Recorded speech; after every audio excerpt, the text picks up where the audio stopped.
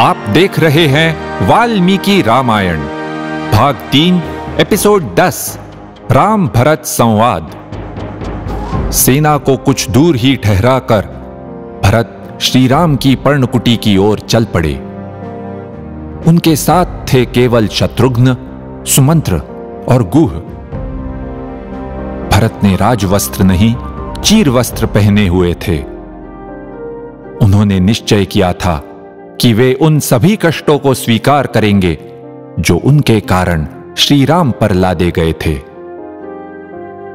वे सोचते रहे, जब तक मैं अपने भैया के चरणों में मस्तक नहीं रखूंगा तब तक मुझे शांति नहीं मिलेगी। जब तक राज्य के सही उत्तराधिकारी श्री राम का राज्याभिषेक नहीं होगा तब तक मुझे शांति नहीं मिलेगी। कुछ ही समय में वे पर्णशाला के पास पहुंचे। वहां मार्ग दिखाने के लिए पेड़ों पर कपड़ों के टुकड़े बंधे थे। लकड़ियां काट कर रखी हुई थीं। ठंड से निवारण के लिए कंडे के ढेर रखे थे। भरत उत्साहित हुए, अब मैं शीघ्र ही श्री राम से मिलूंगा। लेकिन उनके मन में कुछ अपराधी होने की भावना भी थी। उन्होंने वो पर्णकुटी देखी, आश्रम जैसी पवित्र और किसी सिंह की गुफा जैसी अजेय। सिंह गुहामिव, प्रबल धनुष, चमकते हुए तीर, 2 तलवारें, सुवर्ण बिंदु लगी हुई ढालें, इन सब से उस पर्णकुटी की शोभा बढ़ रही थी। श्री राम वहां विराजमान थे, प्रज्वलित अग्नि के समान तेजस्वी, पावकोपमम। भरत श्री राम को मिलने वेग से आगे दौड़े, किंतु भावुक होकर बीच में ही गिर पड़े। श्री राम और लक्ष्मण उनके पास आए। शत्रुघ्न भी वहां पहुंच गए थे। चारों भाइयों का मिलन भावपूर्ण था। श्री राम और लक्ष्मण सुमंत्र और गुह से भी मिले। वाल्मीकि जी कहते हैं, दिवाकरश्चैव निशाकरश्च यथांबरे शुक्र बृहस्पतिभ्याम। मानो आकाश में सूर्य और चंद्रमा शुक्र और बृहस्पति से मिल रहे हों। श्री राम ने भरत से पूछा, तुम्हारा कैसे आना हुआ? अयोध्या में सब ठीक तो है? महाराज दशरथ सकुशल तो हैं?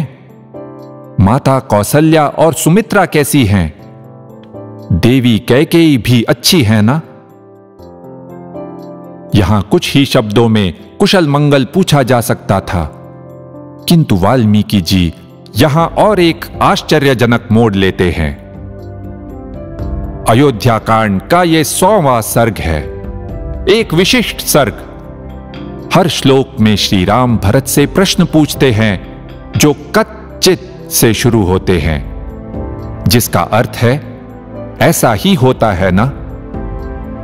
इन प्रश्नों से वाल्मीकि जी सुशासन के सिद्धांत बताते हैं, प्रिंसिपल्स ऑफ गुड गवर्नेंस। आपको याद होगा, इस विषय में 5वें एपिसोड में भी कुछ बताया गया था। वहां वाल्मीकि जी ने कहा था, योग्य शासन न होने पर क्या होता है, अराजके जनपदे। अब वे श्री राम के प्रश्नों द्वारा फिर उसी विषय को लेते हैं। इस प्रश्नमाला का विस्तार चौंकाने वाला है। इतने प्राचीन ग्रंथ में शासन के बारे में ऐसी गहरी व्याख्या।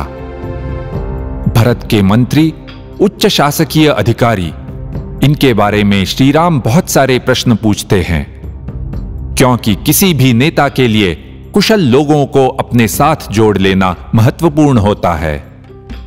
श्री राम जानते थे, हजारों मूर्खों के बदले एक जानकार विद्वान ही पास रखना श्रेयस्कर है।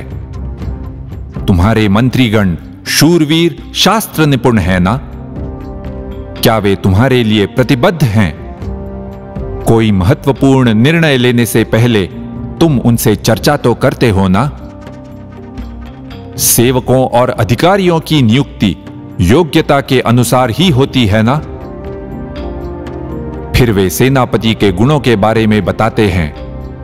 वे शूरवीर, बलशाली, निष्ठावान और युद्ध में निपुण है ना? दूसरे राज्य में जो दूत भेजे जाते हैं उनके बारे में श्री राम बताते हैं, वे अपने ही देश के निवासी, जानकार, बात को तुरंत समझने वाले हों और संदेश जैसा कहा जाए वैसा ही पहुंचाने वाले हों, यथोक्तवादी। अब अर्थव्यवस्था के बारे में श्री राम पूछते हैं, आयस्ते विपुलः कच्चित् कच्चिदल्पतरो व्ययः अपात्रेषु नते कच्चित् कोशो गच्छति राघव। भरत, तुम्हारे राज्य की आय तो पर्याप्त है ना, और खर्चे आय से कम, अर्थात बजट सरप्लस। राज्य का धन अयोग्य व्यक्तियों के हाथ में तो नहीं चला जाता।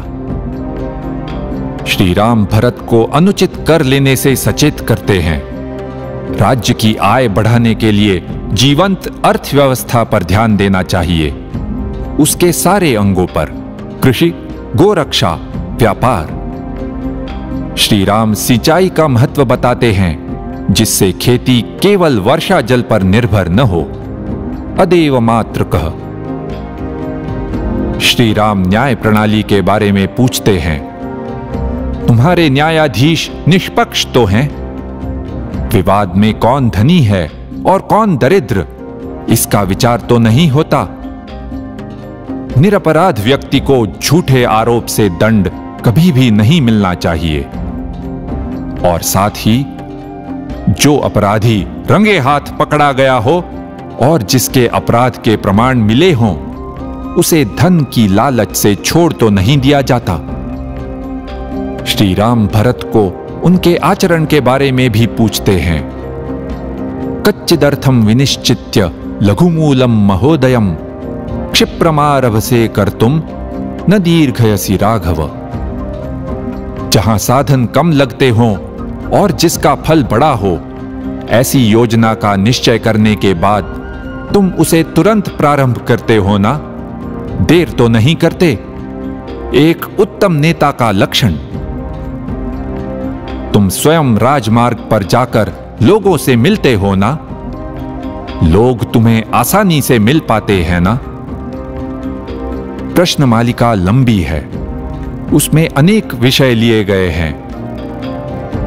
सैनिकों को उचित वेतन समय से मिलता है ना, तुम हाथी पाए जाने वनों की रक्षा करते हो ना, तुम दूसरों से सलाह लेते हो ना, किंतु इतने लोगों से भी नहीं कि गुप्त बात खुल जाए। क्या तुम्हारे प्रजाजन तुम्हारे कल्याण की कामना करते हैं? श्री राम बताते हैं कि ये सारे कोई नए सिद्धांत नहीं हैं। महान राजाओं ने पूर्व काल में ऐसे ही प्रजापालन किया है।